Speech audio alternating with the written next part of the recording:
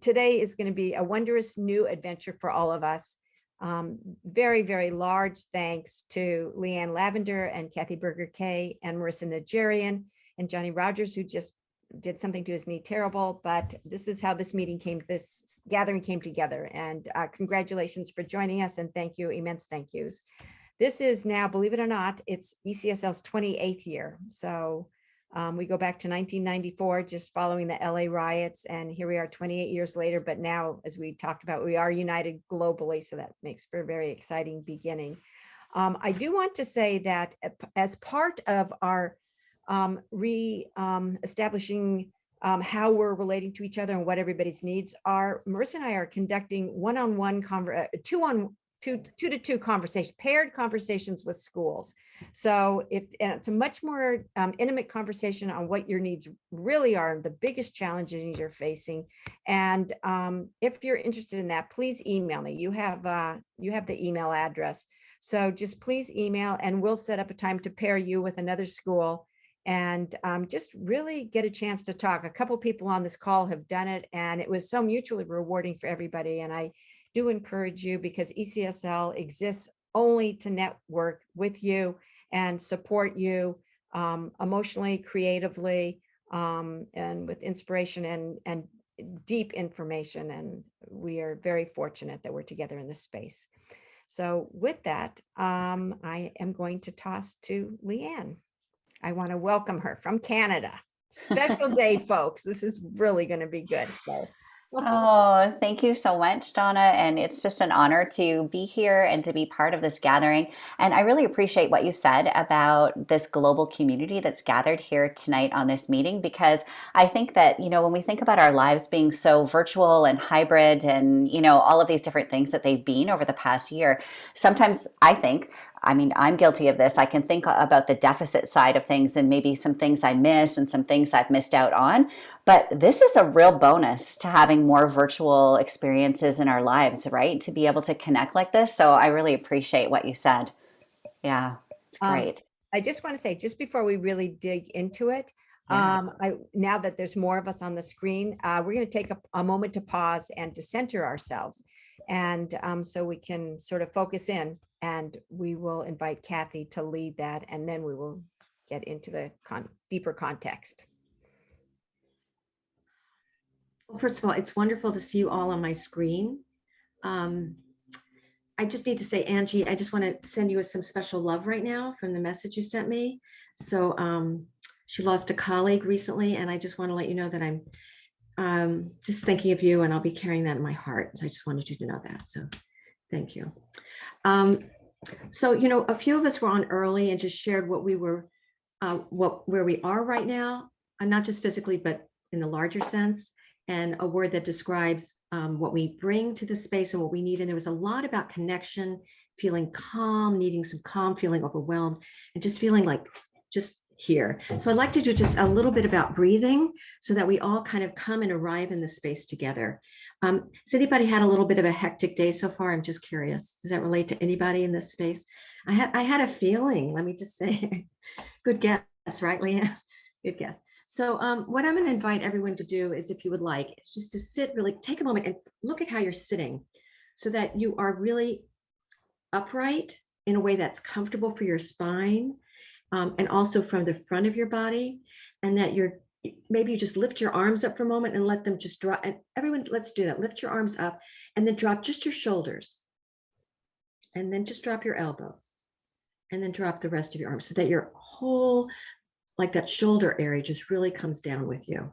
And I see some people moving their head. So let's just take a moment and either roll your head or move it back and forth, just to find a little momentum and openness.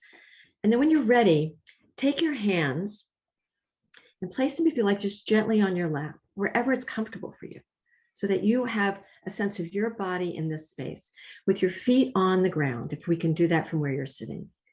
And what we're going to do is do a few breaths together. And in doing so, we're going to let the earth guide us.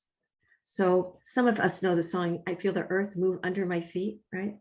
So we're going to take a moment and feel this earth move under our feet and send us the energy that it holds for us every day and every moment. So just let out a big deep breath. Just let out all your holding. Just let it out. And as we inhale, when I count down, let the air come up from the soles of your feet and move up all through your body. So 3, 2, 1, inhale through our soles of our feet, through our body, our abdomen, up through our chest until it fills our head, and then just let it go. Let's do this again where we let the air just come in. 3, 2, 1 from the ground. Inhale as it goes through our legs, our abdomen, our neck, our head. And while it's up in our head, just let it loosen up all those thoughts or distractions that can get in our way. Just let them loosen them up and exhale everything out. And one more breath in. 3, 2, 1. Inhale through your feet, through your legs, your abdomen, your head, and let your arms just rise up if you like, so they just stretch and you just feel your arms reaching up to the sky. And you can even look up a little bit and feel yourself as part of this magnificent world and universe. And then 3, 2, 1, let it all go.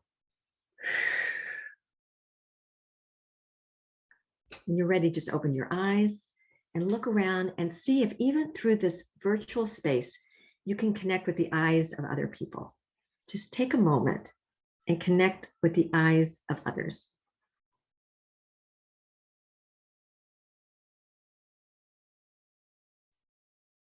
And I'd like to thank you because I think I needed this most of all. And I just really appreciate you making this space to ground, to arrive, so that the work we do as we move forward is with a whole heart and our whole body. So thank you. I'll now pass it back to Leanne. Oh, thank you so much, Kathy. I needed that very much. And so thank you for that centering time and activity. Um, Hi to everyone. I have met many of you in this space or in other spaces before. And so if I haven't had a chance to meet you, I am a service learning educator, also a storytelling and global citizenship educator. I do some work with Kathy, which is wonderful. I get to be very lucky to be on her team and then do independent work as well. And so it's really great to be here today. And in the classroom, I have been an English teacher my whole teaching life. And so you know by me saying that I am addicted to stories and that I believe wholeheartedly in the power of stories. And today we're actually going to be using stories to create a space for all of us here to unpack our experiences from this past year, to share with each other, to understand our singular and collective journeys a little bit better, and to use all of that as a way to think forward in our service learning practices. And so I'm really looking forward to our time together this evening. And to begin, I'm going to share my screen. Here we go. And in keeping with the theme of stories, you can see that we're naming the session for today our Service Learning Odyssey, taking us right back to a good old classic and the hero's journey, which is wonderful. And we're going to begin with a fun exercise. And so you can see on the screen a bunch of different titles of different texts, some of them classic, some of them more contemporary, some for younger readers, some for older readers. And we're going to play with these titles a little bit. If you think about your service learning experience from the past year, from 2021, I want you to look at these titles and think of one that might kind of resonate with you a little bit in terms of your experience as a service learning educator. And then we're going to do something creative. We're going to take one of these titles, perhaps the one that resonates with us the most, and we're going to put a little spin on it so that it becomes a little bit more personal in light of our service learning experience this past year. So to give you an example, if I chose In Search of Lost Time, our first title on the list, I might say my title would be In Search of Lost Instructional Time as a way to kind of edit that a little bit and make it a little more personal. And so what we're going to do is everybody, I would love it if you can do the same thing. Pick a title, put a little personal spin on it, and then pop that into the chat. What is the title of your service learning novel from this past year? And if there's a title of a book that you would prefer to use that's not on the list, please, please feel free to use that as well. And now because I'm sharing my screen, it's going to be tricky for me to see the chat. So Kathy, I wonder if you wouldn't mind reading the titles as they come into the chat. That would be wonderful.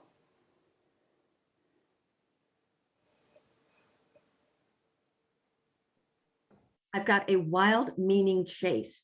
That's a good one. Mm-hmm. 800 Days of Solitude. Oh, I love that. Oh, A Wild yes. Email Chase. I think that works. And Seeking New Heights.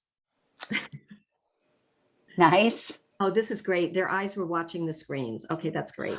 Oh, that's a good one. Home, always home. That was going to be the title. I was going to write something like that, like home, home, and home. Always home. Yeah. To capture in mind. Home, home again, again. Home with others, home. Five Regrets of the Dying. Wow, I don't know that book. Many Ways of Opportunities. I need more books. I need to read more books. Oh, Peter, 100 Service Experiences of Incomplete. Oh. My Way Back Home. These are wonderful. I love I personally just love that twist, the spin. It just, all these books be written by next week, just so you know.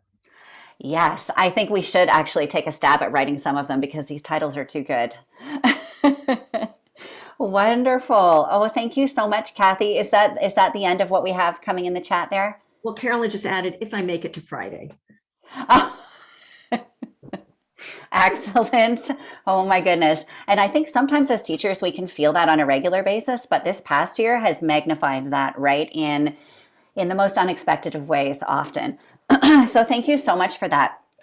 This is the first of a few different prompts to get us into the storytelling mood so that as we then begin to work towards our breakout rooms and think about ways of connecting our stories together, we're really doing so in the spirit of the story.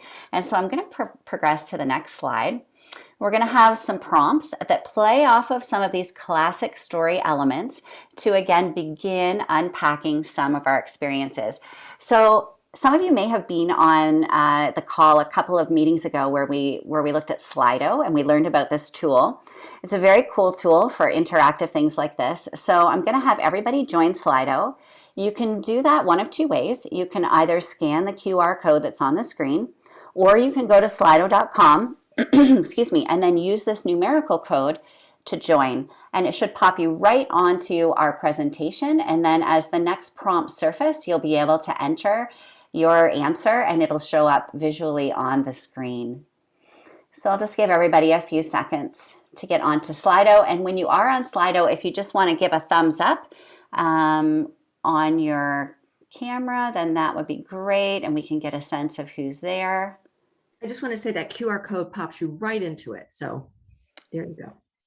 It's such a seamless interface in that regard. I really love it because it's quite foolproof. And I always get very worried about tech in these regards because, you know, if something can go wrong, it will go wrong often, right?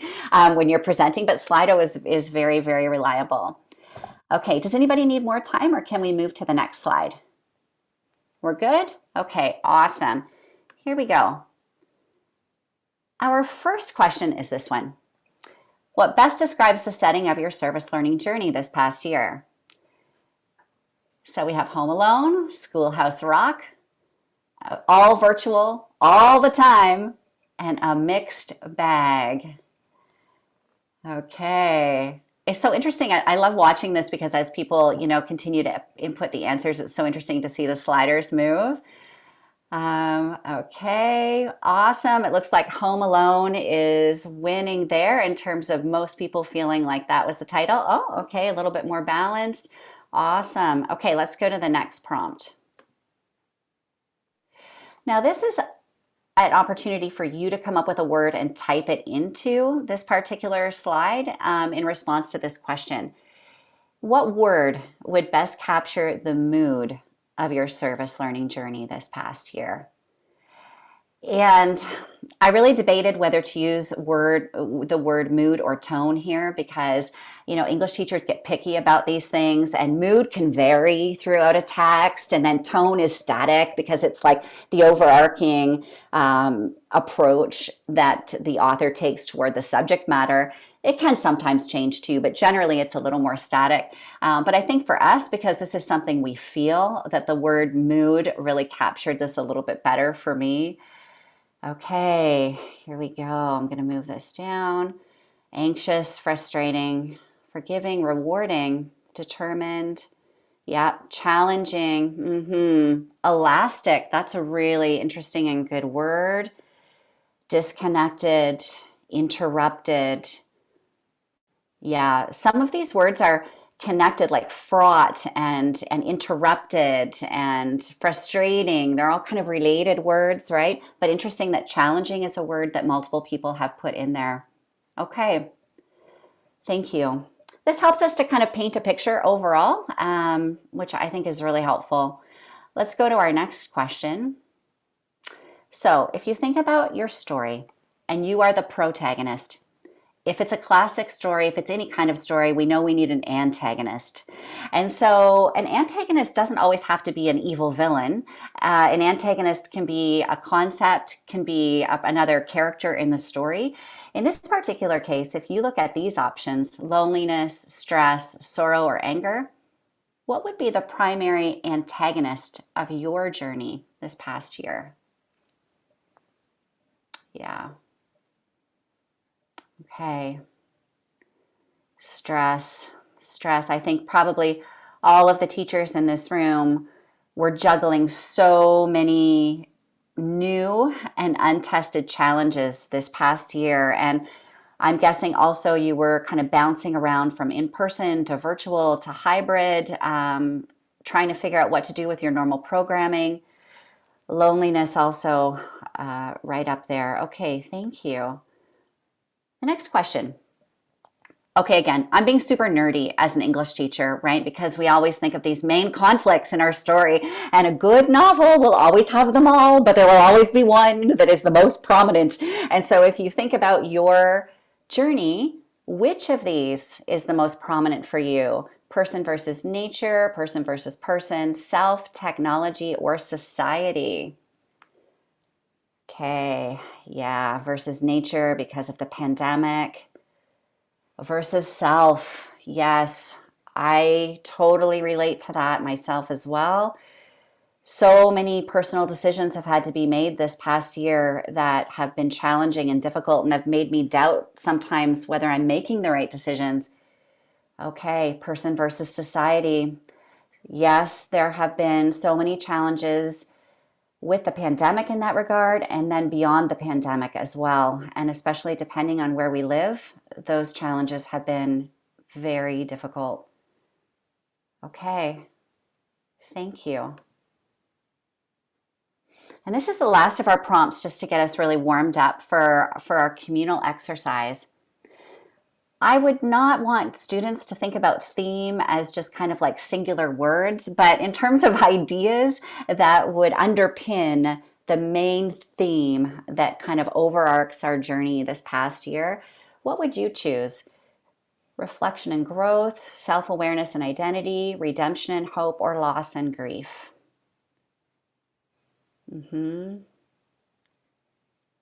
I like that reflection and growth is gaining some traction there. I think even with the nature of this meeting, I think it's been surprising to see some of the positive things that have surfaced this year in the light of so much that has been challenging.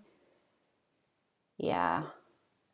And all of those other themes, so real, so true, so lived, right, this past year.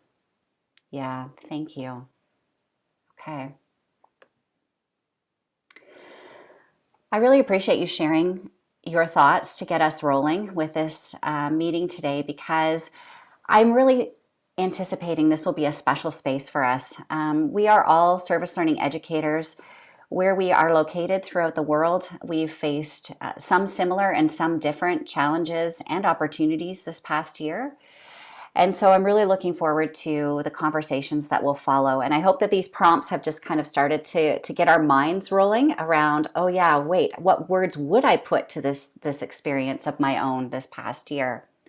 And so we're going to move to the next part of what we're going to be doing, and it involves this awesome plot mountain. So I think that everybody got a copy of this by email. If you've printed it out, that's fabulous. You can just write on this page that you've printed out. If you didn't have a chance to print yours, it's okay because you can draw your own plot mountain if you don't happen to have the handout. Yeah. Thanks. That's awesome, Kathy. Because a plot mountain is easy to draw, right? And on the blank sheet that we have, if you've printed yours out, I keep turning it the wrong way because it's like that mirror. You can see that there are 5 different blank spaces on the plot mountain. And so if you've drawn your own, you might want to add 5 details, but of course you can add more as well. It's just a bit of a guide. And so a narrative. For the English teachers out there, you will know this inside out and backwards, and probably everybody does, but just as a quick refresher, the exposition of a story is usually very short and just gives us the details that we need to orient ourselves in terms of time and space, the setting of the story and what's happening. The rising action is where all of the tension builds, right? There's going to be all kinds of things happening in the story based on the central conflict. The protagonist is going to have to make all these difficult choices. And that's kind of leading us up to that climax point, which I always refer to as the point of no return, right? It's the point at which in this story, you cannot go back to the way things were before. So what is the climax where everything turns or hinges or changes? And sometimes that climax point can appear to be very subtle, but is very immense inside the protagonist. And so it can be any manner of event that creates a turning point that's that important. The falling action, the things that happen after that climax point to help you kind of process what's going on, and then the resolution, that final wrap up of all of the thematic threads and the plot and the final kind of lingering ideas that surface in the story. So that's what we're dealing with the plot mountain. And what we're going to do is we're going to have about 3 to 5 minutes here as a whole group. I'm going to put some nice calming music on where we can just fill out our plot mountains. And this is based on our own personal journey this past year as service learning educators. And so does anybody have any questions? I'm going to stop my share so we can see each other. Does anybody have any questions before I turn the music on and we start filling out our plot mountains? Okay, cool. And everybody is good. If you don't have one printed out, you can just draw your plot mountain anywhere on a notebook or on the back of your hand, wherever is convenient. Okay, wonderful. I am going to start the music and look at the time, and we'll have 3 to 5 minutes. Here we go.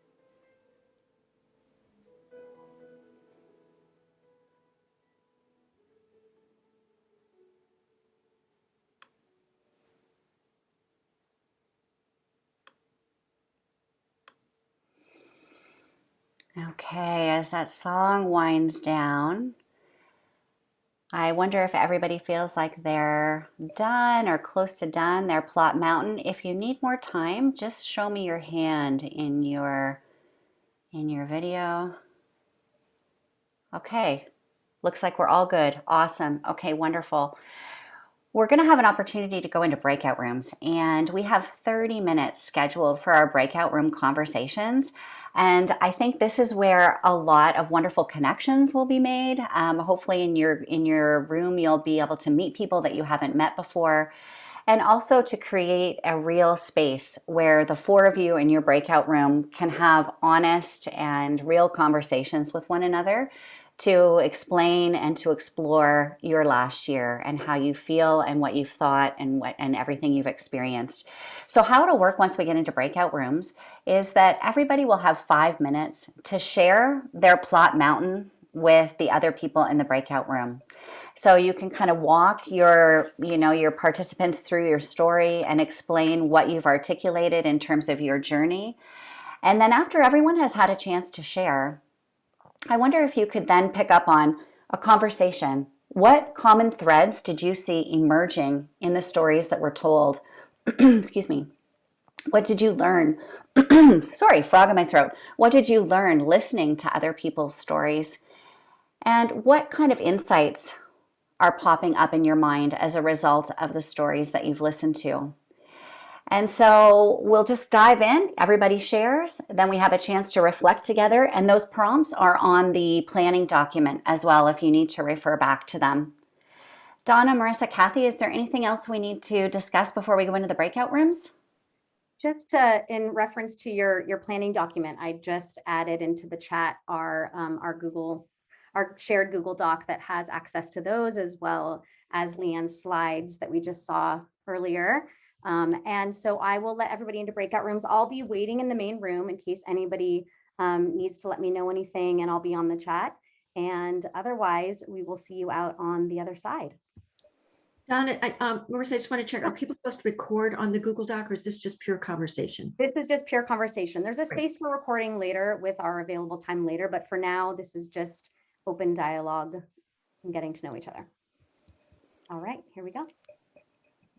So welcome back. Hope you had a lovely journey on your roads, your service learning roads. I hope that also it was a bit cathartic when we were going into this meeting. We were feeling as though people's plot mountains probably could look like the rising action, and then you just bounce around on the climax, and maybe you haven't really come back down on the other side and reached resolution, which is absolutely fine. But we felt like that was some people's experiences, and we wanted to give this space that hopefully was cathartic, to share your stories and to take stock of where you're at and where you've been. And so there's a technique that I thought we'd use that was developed by Dr. Bishop, and it really centered around the importance of multicultural literature. And she developed this idea of how people can experience books, and in our case, stories, as either mirrors, windows, or sliding glass doors.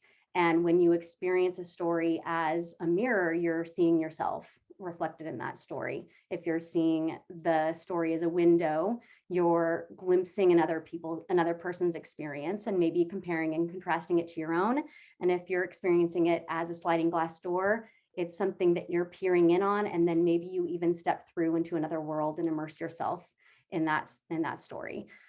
So I thought we'd do a variation of that to hear how it was for you, what your experience was like in your breakout rooms as you were hearing other people's stories. So I'm just going to display really quickly a graphic that someone has developed that expanded that concept of mirrors and windows and sliding glass doors. And I'm going to invite you to just look at the options and see which one resonates with you. Take a few quiet moments to see the options, and then you can enter into the chat which one you think reflects what you experienced listening to other stories. So let me go ahead and share my screen. There we go. So books can be all of these things. And in our case, it's stories, but stories can be mirrors, windows, sliding glass doors, and possibly many of these other options. I'm curious which one reflects your experience. And as some of these things come in, it would be great to have somebody. I don't have access to my chat, so maybe Leanne, you can share out a few of the concepts that are coming in.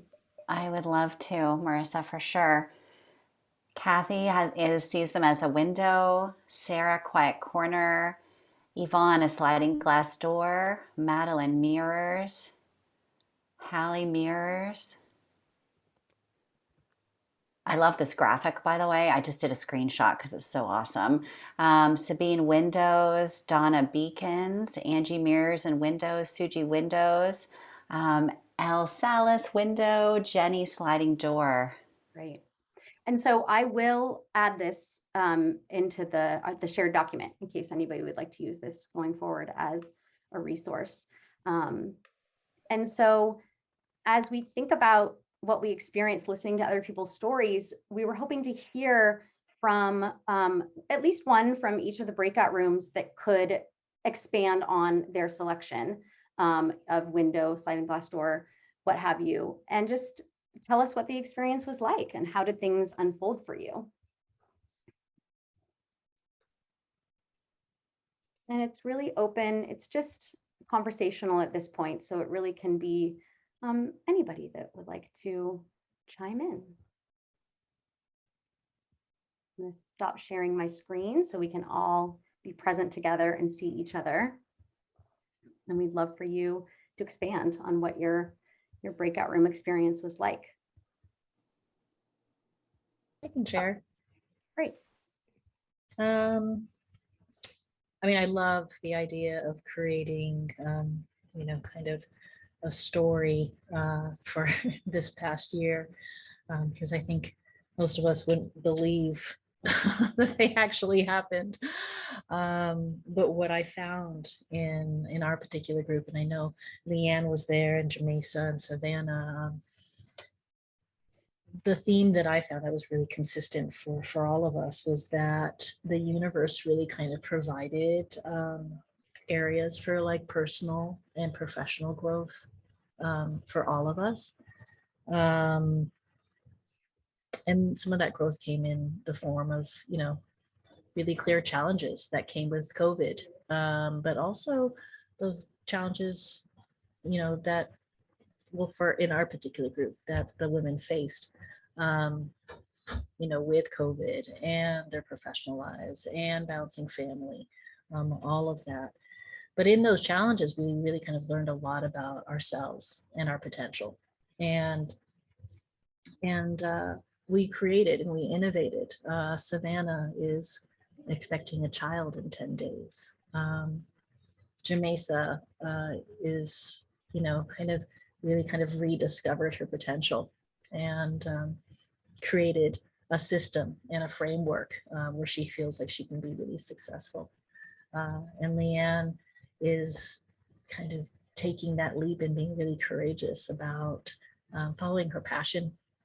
And then I discovered that I can reach out for help and ask for help and learn to delegate and not feel like I have to do all of it on my own. Thank you, Sabine. Thank you so much for capturing kind of just the general feeling in your space. How about from one of our other breakout rooms? Well, is Hallie, are you going to go, Hallie? Oops. Okay, so I'll talk about our breakout room a little bit.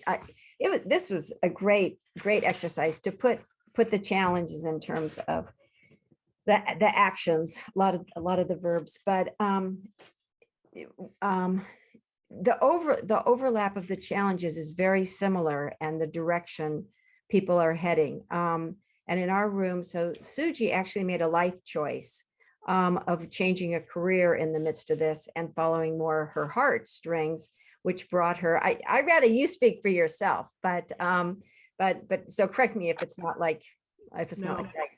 Okay, so she's been all over the globe, but she used the pandemic time to redirect her energies, and now she's involved in nonprofits that she's created that are just really amazing. And she told her story like a cliffhanger, actually. So and Sarah, it's so great about this session because Sarah is coming into service learning. Okay, she is now new to the Skirball Cultural Center, which is just a garden of stories and history and culture, and they have students coming through there by the hundreds, thousands of students. But she's come in and where they've dropped off service learning, and she has very little service learning experience. So connecting her with this group is just really a wonderful moment of time for her, because there's going to be a lot ahead. And a lot of the schools here that are local, go to Skirball for their interactions and their ability to do things like tell the story of immigration to America is really what that's about. So we welcome that. And then Linda has been both as a parent, she and I both started as parents, and now she was doing curriculum work with private school K-12, and then the pandemic hit and she had to reinvent herself. So now she's doing some volunteer work with gardens and the challenges that come with that. One of the things that came up was people sharing stories of how they're getting help from raising funds or getting help, but then people aren't giving them things that they need because they already have too much of that. What they need is something totally different. So in terms of the plots and the resolutions, for me, this has been a turning point in reaching both a global and a local community. ECSL was always local, and now it's global. And I love this family, and I've had to deal with how we transition ECSL and what's the best direction to take it. And are we really serving needs? And are we really reaching people? I have, in terms of the rising action and the point of tensions, I'm like riddled with this. And so it's exciting to be here with all of you. But what I came up about this, my turning point is the connection to people, because people to people is what makes a difference. That's what service learning is about. I mean, it involves trees and plants and everything. But as Kathy says, it's always hearts and minds, and it's always being with people. And so I'm very reinvigorated by this. And so I'm just very excited to be moving forward and doing more partnering and connecting with everybody. So this experience, that's why for me, this has been a beacon. This session, I view this as a beacon. So because there's a lot of call to be fixing a lot of things. So I'm hearing the bell. That's it. You guys add anything you want that was in our group. For me, this theme of reinvention, I think, keeps coming up in whatever form that is, whether it's reinventing your career or your curriculum or your ideas, just having to reinvent. And let's see, I know Kathy, I don't think anybody from your room has spoke, or maybe Angie. I'm trying to put together who was in what room. I'm waiting to see if someone else from our room wants to talk. I can talk. Oh God, I taught ninth graders. It's my last period today, and they took like all of my energy. But I can do this. I think, I really loved having this forum, and I said mirror earlier, but I feel a bit of a bunch, sliding door, beacon.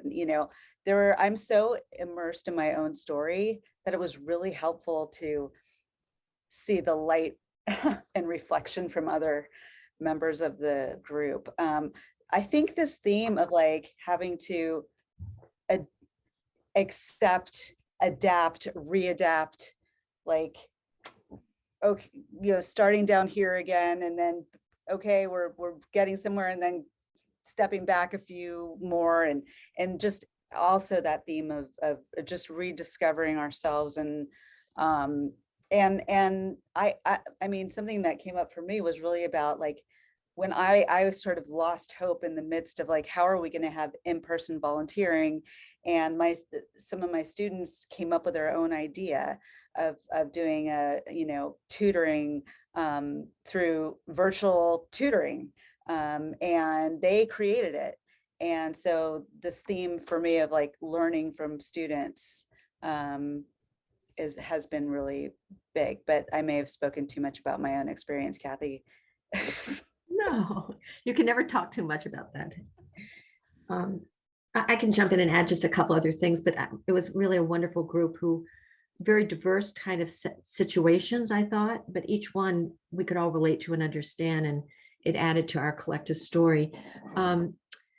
And Hallie's whole point about learning from students was such a mantra. I was thinking it belonged on a t-shirt as a reminder that we all need to be wearing at all times.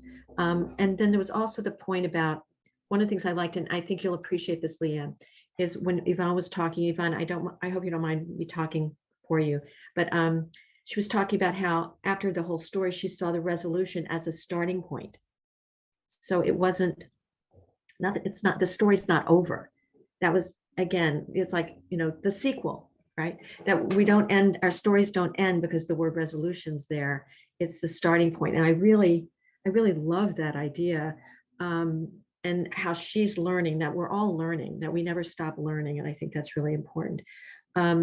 And Jenny had a different kind of story, which I thought was also very valuable, about her own experience during the pandemic, which made us all just, I think, I just want to give her a hug. Jenny, I wanted to give you a hug. And to just really be part of what she cares about. And then for me, the one thing I wanted to mention, I think of what I shared, and I really appreciated this trajectory. That was really a different way of looking at life and our stories. But when we do workshops, we often put out agreements or invitations for people to come into the space. And one of the ones we often say is expect and accept a lack of closure. I'm going to say that again. Expect and accept a lack of closure.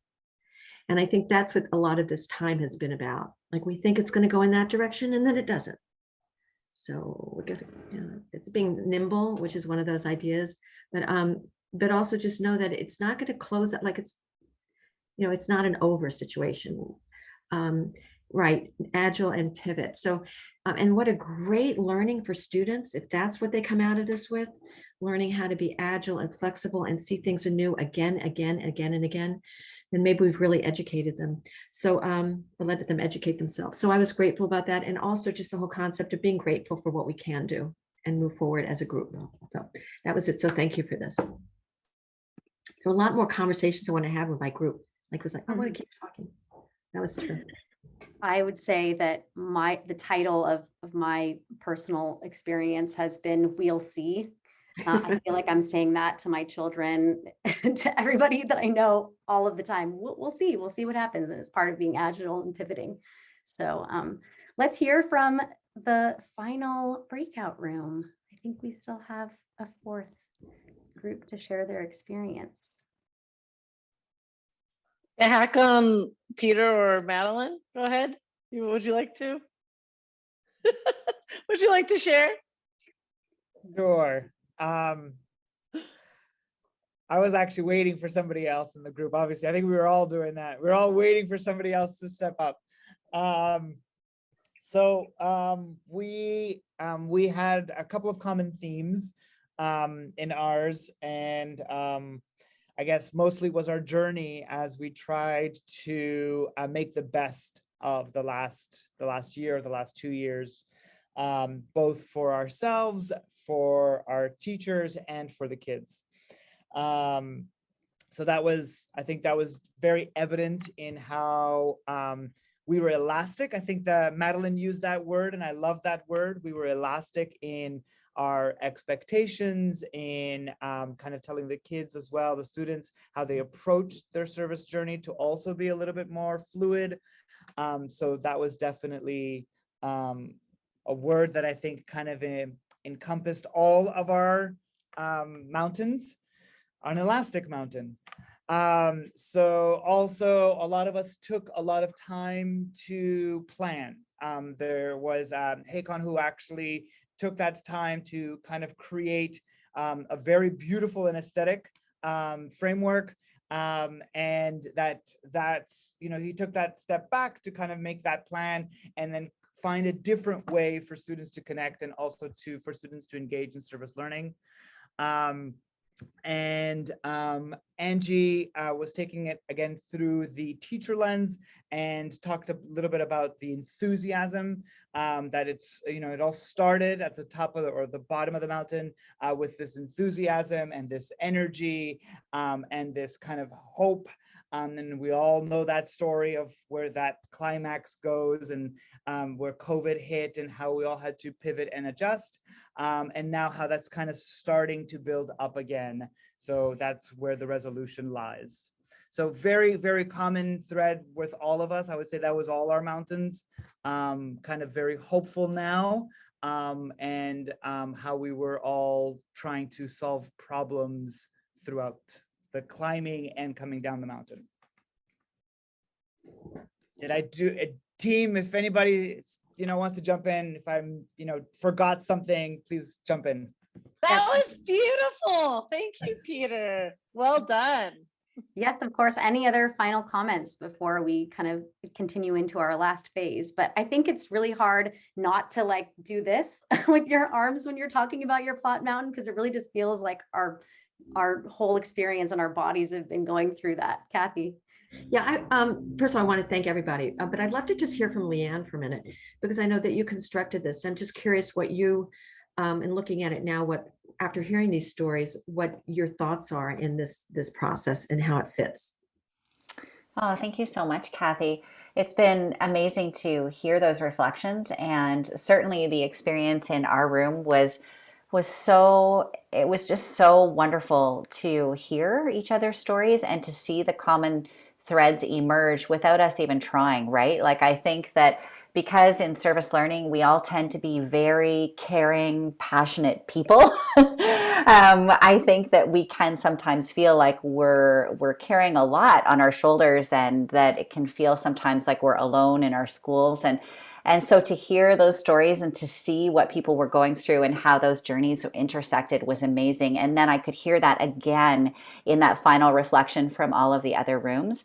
So to me, I think that it's been wonderful to see that power of narrative weaving together our connections, right? Like, we are all so connected, even though sometimes we maybe feel like we're isolated in our own geographic context or school context. So I really like that. And I think that the whole purpose, what we were trying to do today, was open up this space so we could really connect with one another and process and spend time connecting. And I think that it's been really successful in that regard. So thank you to everyone for really just sharing and being so open and vulnerable. That's been amazing.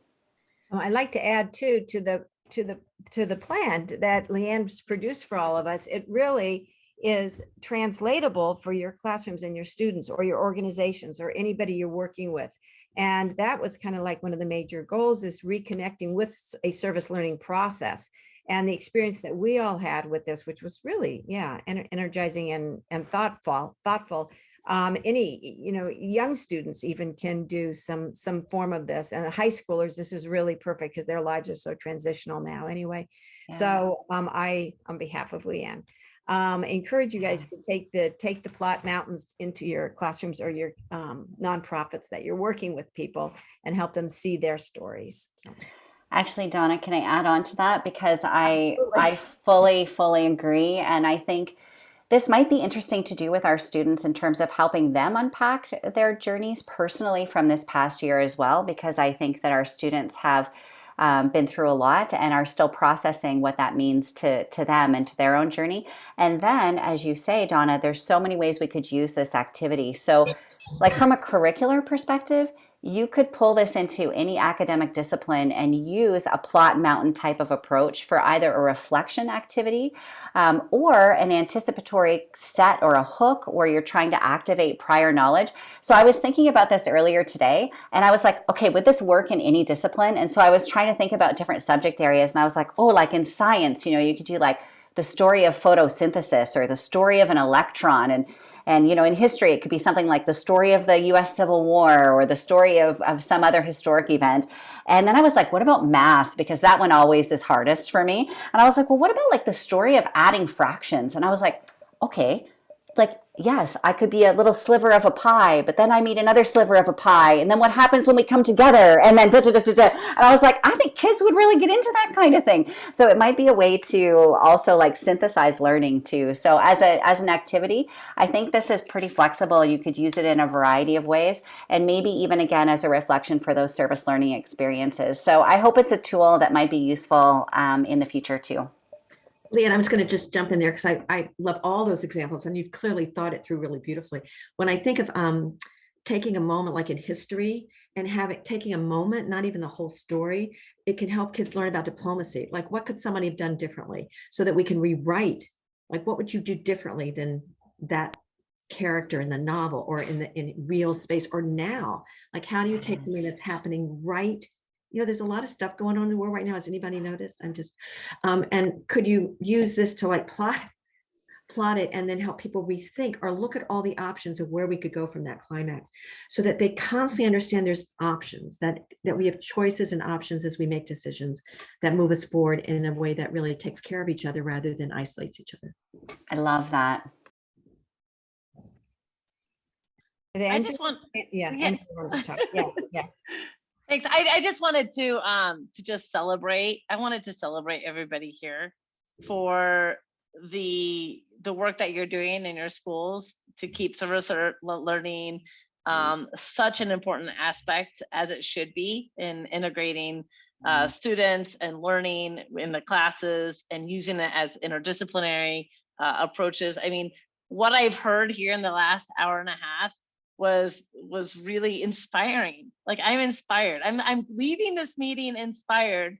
I was inspired before when I came. Now I'm even more inspired, because what it means is people are like looking at like different ways of service learning, and as we pivot and we have to be agile and flexible, and that we'll see, right? As Marissa was talking about, like, it's that we're keeping it alive. Like, we're keeping it alive and we're keeping it at the forefront of our schools, which is exactly where it should be. So I'm leaving this meeting inspired and thankful and in celebration of all of you.